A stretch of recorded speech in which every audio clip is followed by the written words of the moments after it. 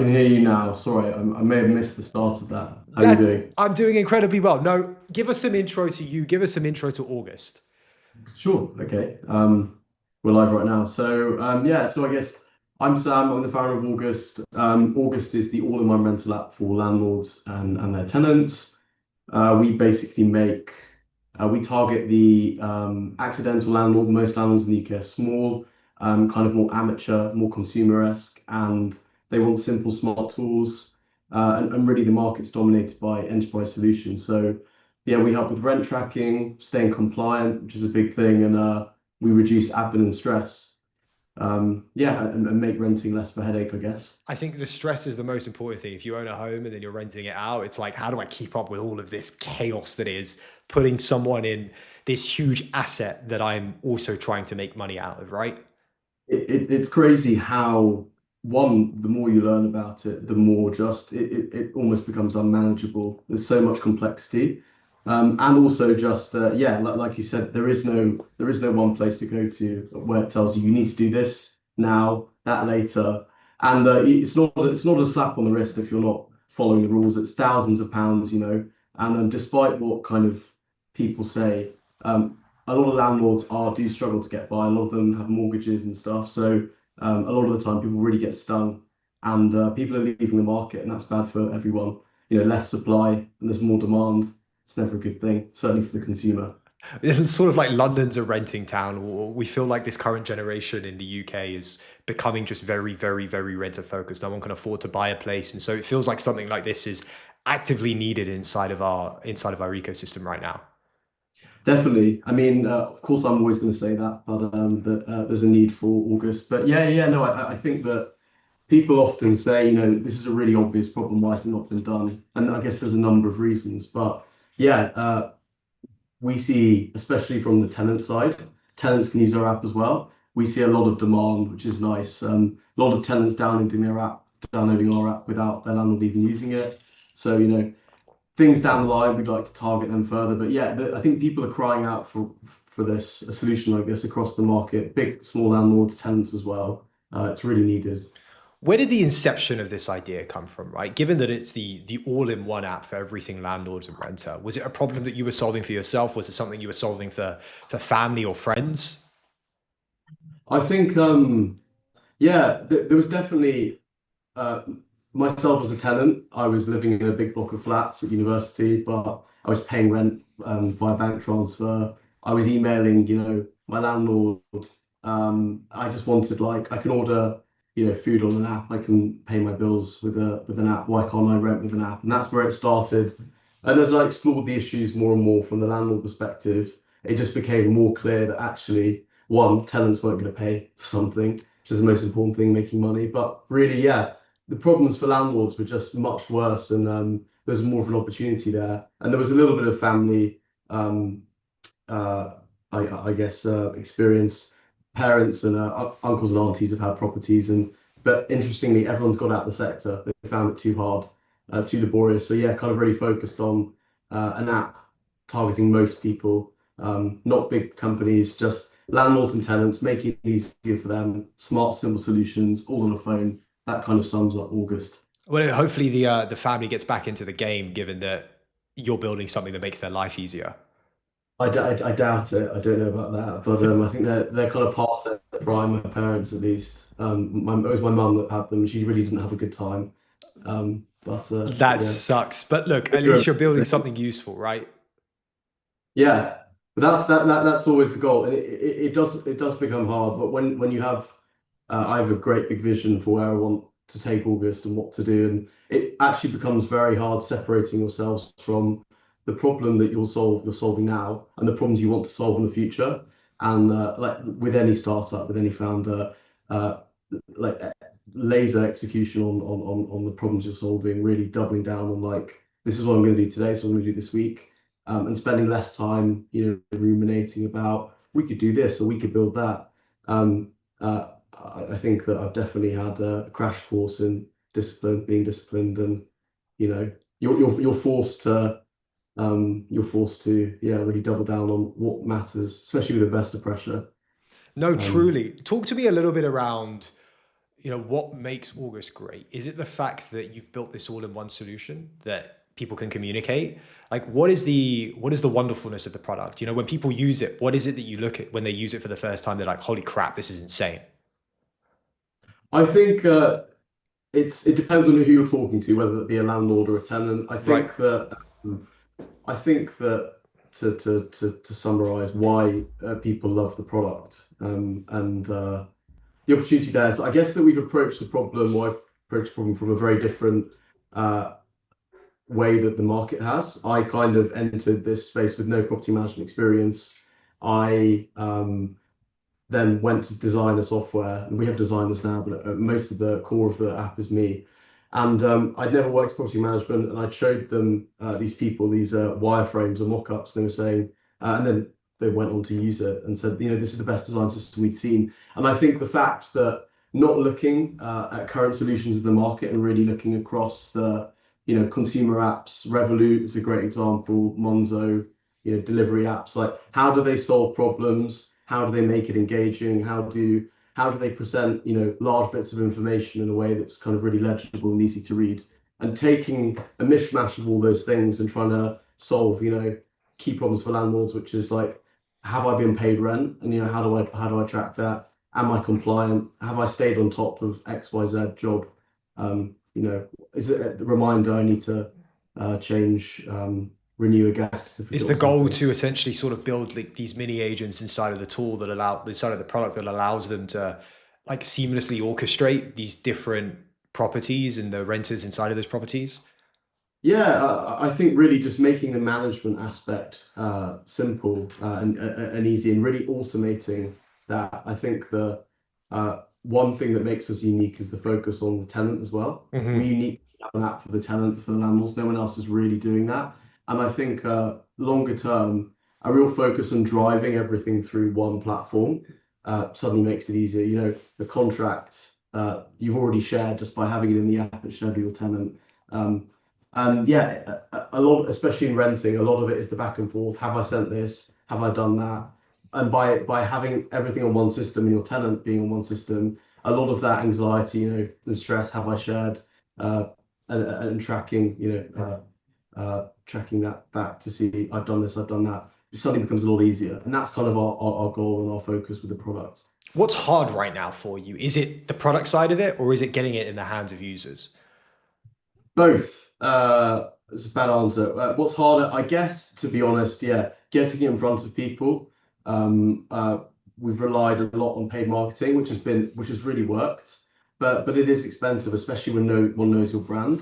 And our kind of core ICP, our core customer, small landlords, 1 to 4 properties, 1 to 8 maybe. They're not currently they don't use software, so they're not Hmm. aware necessarily of not only solutions in the market, aka August, but the problems.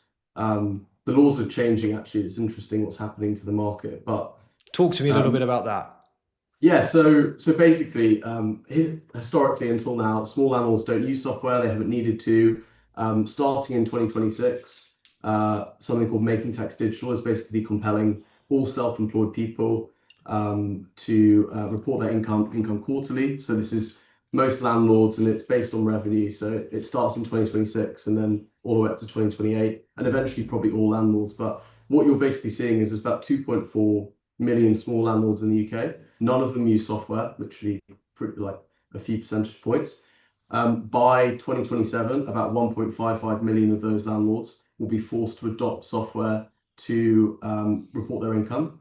And really, there's no one in the market. And so I guess the big opportunity for us, why we're so excited, is that we are the only people with a mobile app in the market which helps you manage your tenants, track your rent, access your documents, and suddenly if you don't start reporting your rent to HMRC, you're going to get fined hundreds of pounds per property. There's one app designed for you, built for your problems, which is already cheaper than specific solutions just to meet that regulatory compliance. So yeah, we think for us there's a real opportunity for August to become the default platform for small landlords. How long And has like August been around for? Is it a couple of years or a couple of months?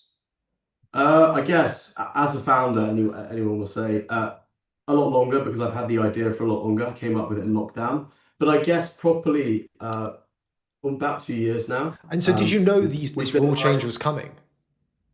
No, this is the nice thing. Oh, Initially, wonderful. So it's played into your hand perfectly for what you were building. it's been like it's a big gift because originally it was small animals don't need software. I'm going to make an app that's so good that they're going to use it, and which is great. But more importantly, the government are now basically mandating adoption, and we're kind of uniquely placed. So that's the much more important thing. Yeah, I was very lucky to kind of stumble upon it. I should really have been aware of it sooner. But yeah, But I we've mean, been like, on this. we can't always tell what the government's going to do. And the fact that you were already building something in that direction, you saw that there was a problem. And let's be perfectly honest, it sounds like a real pain point for most landlords in the country today. And the fact that if you become a partner, I'm assuming, of the government, they put you on that list to be like, use August as an example, which they do with software in the UK. They're like, here's some that you can use. I think it's a perfect opportunity to basically sit there and go like, we've got instant user base like built into the built into the government website, just pushing them towards us. Totally. I mean, there's a set list now, which there's a few people on, but they're just all accounting softwares and very enterprise solutions if it's in Right. the property space. And I think what you find is these small landlords, like they don't even know what they're looking for. You look for self-assessment. You're kind of saying to yourself, what does that even mean? Whereas what we're doing is positioning ourselves as your all-in-one rental app. And did you know if you don't follow this rule, if you don't meet this requirement, you're going to be fined a lot. Don't worry about it. We'll solve it. So yeah, real focus on selling that message, uh, giving them guidance and really explaining to them because most landlords don't even know about this. The amount of landlords with 10, 20, 30 properties who absolutely should be aware of this don't even know. So you have these people earning tens of thousands of pounds a month. The very small landlords with 1 to 2 properties really often, I think, have no idea. And so, yeah, the market really isn't aware that these changes are coming. That's my opinion from first-hand experience. That education piece, is that done all inside the app, or is that done via social? Is that done via marketing techniques, or is it you sitting down with these landlords as you onboard them and saying, look, this change is coming, we're going to help you through this process and make it a very like high touch point? So to be honest, we're like the education piece, we're just constantly finding we need more and more and more. I think it's on many fronts, our marketing, our website, having free resources, posting a blog just about current problems, emails, like it's a whole it's many different things. And I guess that yeah, the just spending time on building like guided workflows. Building a mobile is slower and more expensive, but the potential there is that you often when you get your users, you keep them, and especially if they're paying. So there's a huge upside, but it takes a lot to get there. And yeah, a real focus on just giving more of a guided solution, kind of you positioning yourself as more as don't worry about it, we'll help you get through it, rather than empowering them to feel comfortable managing. I think is the ultimate goal because we're dealing with small customers, which they're landlords, but I probably bet most of them really are quite uncomfortable, certainly with aspects of being a landlord. And removing that pressure and that stress, more importantly, I think is the big challenge, but the bigger opportunity. We've talked a lot about the landlords. I want to talk about the renters, like the people that are living inside the homes themselves. How do you get into the psyche of someone like that and make it a thoughtful experience so it doesn't feel just so cold? I think it's a number of things. To be honest, we right now the app is definitely much more focused towards landlords, but the tenants are key and more key longer term. I guess for the tenants, I mean, we focus a lot on design. Um, right now, if your boiler's broken, you're emailing your landlord with Hmm. all good. Just open the app and click the report, tap a few buttons, and that's sent off to your landlord. There's no awkward, hey, how are you? How are the kids? Actually, can you please fix my boiler? Same things as well, like just getting a notification when your rent's due. I have a direct debit set up, but every month when £900 goes up my account, I'm like, fuck, I forgot about that. And our app, tenants can pay rent through the app. We make it really easy. But even if they don't, they're still going to get a reminder saying, "Hey, your rent's due tomorrow," or "It's rent today. Remember to pay." And I think people just like that. It's like we live in a world where there are smart digital solutions to many things. People expect to be notified. People expect to kind of have touch points on key aspects of their life, certainly financial. And I think that yeah, uh, tenants aren't really. there aren't they're not being helped at the moment with that. And so I guess for us, there's a lot of low-hanging fruit. We tell them that rent's going to be paid. We make it easier to access the documents. We Hmm. to report problems. They're relatively small things, but I think certainly within our space, tenants are so ignored and so dissatisfied that they seem to be quite really happy with just having a app to do some things. It's super interesting. I mean, I like the idea of being able to just click a button and have my boiler fixed, right? Or at least send out the notification to have my boiler fixed. Because that back and forth actually takes away from you're reminded that you are living in someone else's home. And I think Yeah, that the ability just to click a button and be like, hey, this is up, this needs to be fixed. Can we send someone out? And it just happens is perfect. But the yeah, flip side of it is you can sort of focus on that renter, that tenant landlord dynamic a little bit more of like, oh, I actually might be friends with my tenants. It might not yeah. just be a business that I'm running with 10, 15 properties. Because I don't know about you, there are some landlords that are, quite close with their tenants. They speak to them, they consider them friends, they're friends of family in some capacity. And so like you can really focus more on that dynamic rather than oh, hey, I need to get this fixed. Can you just fix it for me, please? It's so interesting you say that because that very thing I've heard. I have a landlord and tenant, and they're saying that they chat on WhatsApp, but they don't want to report, say the boiler's broken. The tenant doesn't actually want to put it on WhatsApp. So Right. when they just use the app, they say they speak to the landlord 1 minute, next minute they report the problem through the app because it's kind of formalized because it's separate. It takes the aggravation out of it. The tenant says she said she just felt so much more comfortable about sending the report in the app and then just messaging the landlord saying, "Hey Jane, I'll check out the report I made in August." It kind of takes out the a lot of the unpleasantness of directly saying to your landlord or from the other side, "Hey, can you fix this?" or "When are you coming to fix this?" And Talk to me yeah, so about the wider vision, Sam. When it comes to that dynamic, this relationship that you're sort of really focused on, where's the goal? Where's the end goal? What are you like? What's the larger problem that we're solving here? I think that to answer your question, yeah, I think it's just getting involved in all the really annoying aspects of renting. So as a tenant, getting a guarantor often for younger renters, going through these checks, having your income verified, X, Y, and Z, or just the whole process of signing a contract, the back and forth emails, it's just a nightmare. And so really, we're really passionate about having a hub, a home of renting for landlords and tenants. So from a tenant, a place to find your properties, communicate with your landlord, do the verification. Imagine like your tenant checks being opening an app and it scans your face, scan your passport, you're good to go. And kind of having a passport, tenant passport, which you can move from property to property. Um, you have often now Oh, I like tenants that. can't. Like a tenant passport. That's Yeah, really cool because you get the background check like almost built in. and it's more important as well. We have laws in the UK where you can't say anything negative Right. about tenants, which often means that landlords are like they have no idea if tenant's good or bad. But with this tenant passport idea, by renting on the app, you could say earn badges and like always pays rent on time. So when you go from one property to another, suddenly using positive information, you could say I'm a superstar tenant, superstar mates supporter. Same thing for the landlord, but I think the challenge here is more specific to the tenant. Dude, But it's like yeah, a credit check for tenants. I mean, there's a lot to do between now and then, but I really see this clear opportunity, and I think that our approach is unique compared to everyone else. Is that we're really focusing on the management and owning our user. Every other solution is a kind of you use it at the point of need, onboarding, a tenancy, offboarding, and whereas we're something that a landlord or tenant will use throughout the process. So there's a lot of exciting things we could move into, whether that buying insurance in the app, just not having to create another account for another thing. It's Buying all stream. insurance, I'm like in my head, I'm thinking about mortgages, I'm thinking about credit checks. Like it feels like this all in one for everything home related.